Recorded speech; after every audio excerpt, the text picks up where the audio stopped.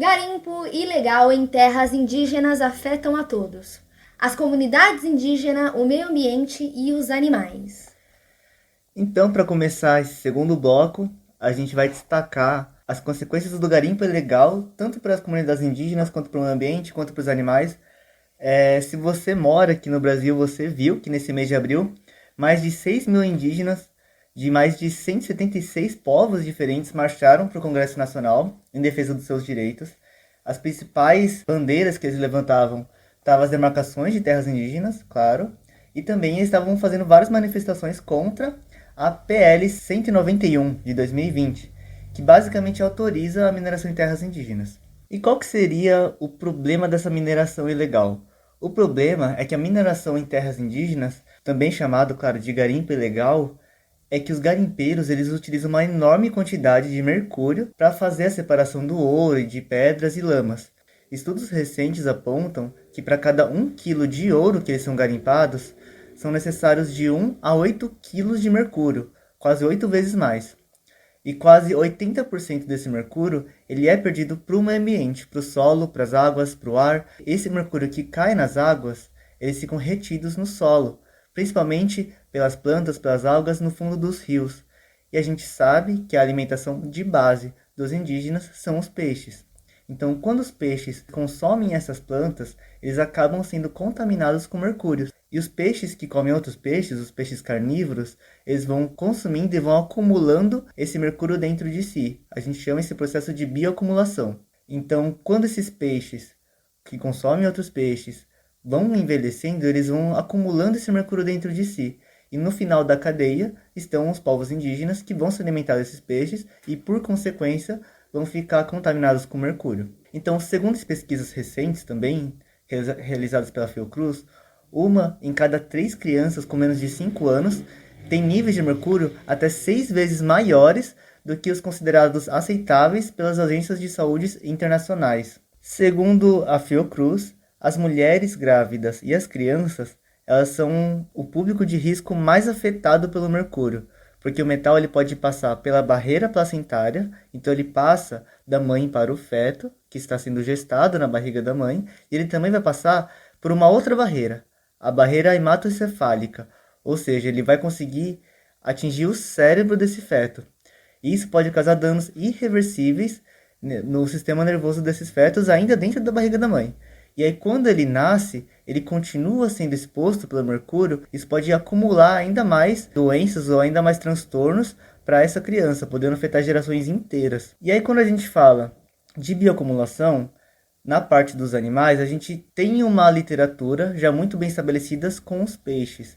Então, a gente sabe que os peixes que mais bioacumulam o mercúrio, eles são os peixes, em geral, mais velhos, que consomem carne, ou seja, consomem outros peixes que têm uma dieta carnívora, e são peixes maiores. Em animais selvagens, fora dos rios, é mais complicado, a gente tem menos coisas na literatura, mas o que a gente sabe é que esse padrão ele é bem parecido. Então, onças, aves, crocodilos, outros animais também da região amazônica, eles também são contaminados com mercúrio, principalmente os que são carnívoros e que são maiores e mais velhos. Então, alguns pontos importantes acerca do mercúrio. No geral, as concentrações de mercúrio em peixes são 42% maiores do que as concentrações consideradas seguras pela OMS, Organização Mundial da Saúde. Os peixes também apresentam uma concentração maior de mercúrio do que outros animais selvagens. Mesmo que os animais selvagens tenham menos mercúrio, o consumo da carne desses animais selvagens também pode causar toxicidade nas comunidades indígenas. E os animais carnívoros, como eu já disse, claro, eles apresentam mais mercúrio do que os animais herbívoros. Diante dessas pesquisas, a recomendação dos pesquisadores da Fiocruz são de que essas comunidades indígenas precisariam consumir menos peixes, ou peixes que são herbívoros, peixes mais jovens ou de menor porte, para garantir que eles vão consumir uma menor quantidade de mercúrio. Além disso, é interessante também que os indígenas diversifiquem um pouco a alimentação. Segundo especialistas da WWF, pedir para que as comunidades mudem sua dieta tradicional não é a solução. E isso foi dito no momento em que estavam várias discussões de pessoas falando sobre veganismo para as comunidades indígenas, falando que eles deveriam virar veganos. o que talvez, de fato, faça sentido com base nas pesquisas que já foram feitas, porque uma alimentação vegana talvez pudesse ter uma carga de mercúrio muito menor do que comparada com as carnes que eles estão acostumados a comer, principalmente o peixe, mas que a gente sabe que tem uma questão profundamente ética enraizada, uma condição Cultural. até cultural, exatamente. Então a gente sabe que é um tema complicado. É importante a gente falar também que as consequências do mercúrio para os animais de vida selvagem elas ainda não são tão conhecidas. Mas com base naquilo que a gente conhece com os seres humanos, a gente pode esperar que os animais também tenham uma intoxicação gravíssima. Até porque, nesses artigos que relatam a quantidade de mercúrio nos animais, muitas vezes os cientistas encontram já os animais mortos na natureza, fazem a medição de mercúrio e vê que o mercúrio está extremamente alto. Então eles argumentam que pode haver uma correlação desse alto mercúrio com a própria morte dos animais.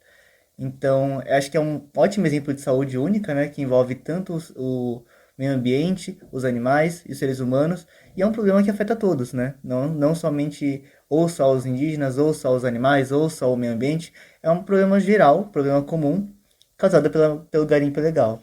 Pois é, Bruno. E também a gente não pode esquecer da própria descaracterização, né, da morfologia original do terreno, supressão da vegetação também, o aceramento dos cursos d'água, são diversos outros problemas também causados por isso.